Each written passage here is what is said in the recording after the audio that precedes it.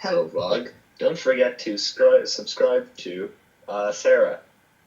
Thank you.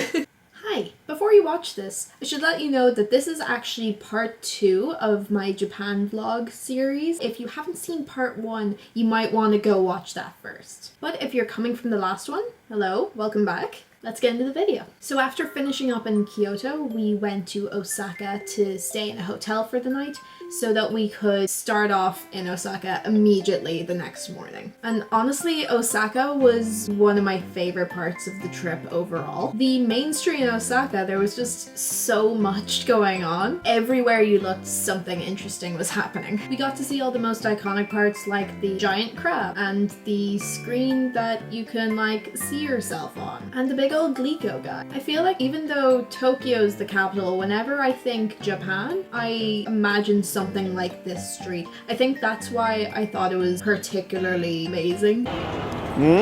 We also got to do something I wasn't expecting to do in Osaka, which was visit Osaka Sky Garden. This is probably the tallest building in Osaka. The internal architecture was absolutely beautiful. The view of Osaka was just incredible, absolutely gorgeous. I feel like we picked a really good day for it as well because it was just so clear out. They really put a lot of effort into making the inside of the tower as interesting as the outside as well. They had this anime just kind of inspired by the tower. It was after Osaka that we finally got a train to our final destination where we'd be spending the last 5 days of our trip, Tokyo. Before the trip, Tokyo was probably the thing I was most excited for, so as soon as we got there, we were just going straight away. The first place we visited was Tokyo Tower, which if it was daytime and not right after Osaka Sky Garden, it probably would have been more impressive, but it was still really handy because we could just see all of Tokyo instantly. We only went up to the main deck. We didn't go up as high as you could go. For New Year's, they had this light show going on inside. It really added to the whole aesthetic of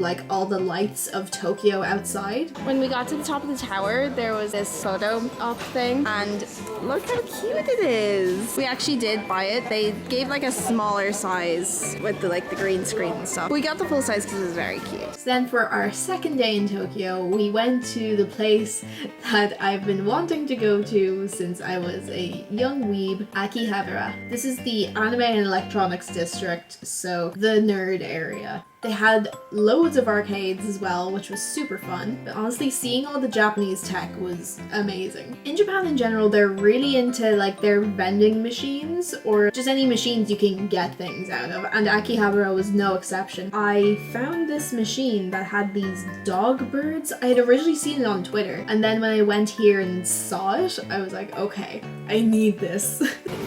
Do you mind trying to open it? Sure. Ah. Yes! We spent most of our time in these tech shops, to be honest, and in one of them there was this esports center where people would just go to play Overwatch and stuff. We went to a maid cafe after this, but in most maid cafes you can't film, so I don't have any footage of it, but what I will tell you is that it was called New Type and all of the maids were cross-dressing boys. To be honest, we spent all day in Akihabara and I feel like we only kind of scratched the surface. That's the thing about a lot of places in Tokyo. I noticed you can spend all day just in one place, but there's still so much to do. Tokyo is so huge. I think Akihabara was the first place that I actually experienced what culture shock was for the first time. The next morning we decided to go to the Pokemon Center. The one we went to was Tokyo DX because they have a Pokemon cafe there. So we decided to get our breakfast here. We were really lucky, honestly. We didn't actually realize until afterwards that usually to get a table there you have to book months in advance. So I suppose we were just kind of lucky that we got a seat. I think somebody must have cancelled or something before we got there. This was another absolute highlight of the trip. Everything was adorable in there. Oh my god. They had food and drinks themed off of a lot of different Pokemon.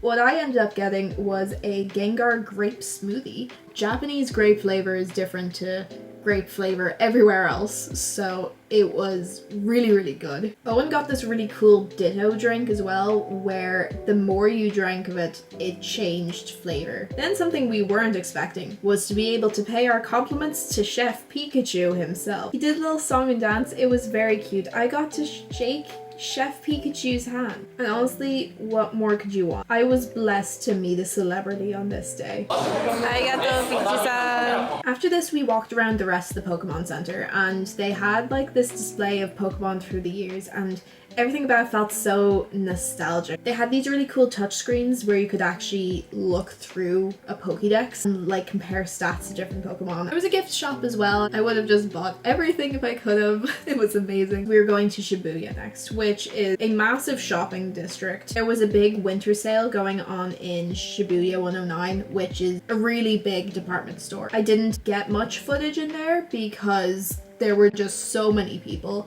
It was crazy. But if you'd like to see a haul of things I got from Japan, just like let me know and I might make one. The next day we were planning on going to Harajuku. This is another kind of shopping district. It's very known for its kind of wacky fashion and cute things. We went to this one sweet shop called Tutti Candy Factory. I'm probably pronouncing that wrong, but they are known for doing these giant candy flosses that have like loads of colors and flavors. I'll insert a picture of me with my giant candy floss that me and Owen absolutely devoured. After shopping around for a bit, we went to this place called Kawaii Monster Cafe. Everything about it reminded me of like my scene/emo phase. We went at like a very quiet time when they weren't doing a show or anything, and even without the like show aspects to it, it was still very like performative. I loved the entire vibe. This was another place that had some really cool drinks and food. There's this cocktail that Owen got. You get to like mix it yourself. They're big into like their interactive drinks. It was very quirky, you know. Definitely for what it was, everything was very reasonably priced. Yeah, there was an entrance fee to this place, but I think it was absolutely worth it. So that brings us to our last day, where we decided to go to Tokyo Disney. I hadn't been to a Disney park since I was quite young, so I got this really nostalgic feeling from there, even though I had never been. Unfortunately, the castle was under construction, which seems to be like a running theme of things we go to see on this trip. It was raining some of the time, so we couldn't go on all of the Tokyo exclusive rides, but we got to go on most of them, including the Monsters Inc. one. Another one of the exclusive rides we went on was Pooh's Honey Hunt, which was really cute, honestly. I have a lot of nostalgic memories of Winnie the Pooh. I'm actually like obsessed with the one clip I got of the ride as well. And although it was raining, I'm really glad that we actually managed to catch a parade while we were there.